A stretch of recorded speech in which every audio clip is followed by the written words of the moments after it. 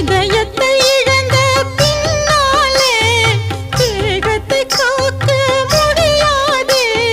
நீயே என் இதயம், இல்லையே இல்லை உதயம். எனது கானம் உன் காதில் விழவில்லையா? உன் நெஞ்சை தொடவில்லையா? பிள்ளைகள் வாழ்வே என் கண்ணில் இருக்க கலங்காது நீயும் ஆளாக்க வேணும்.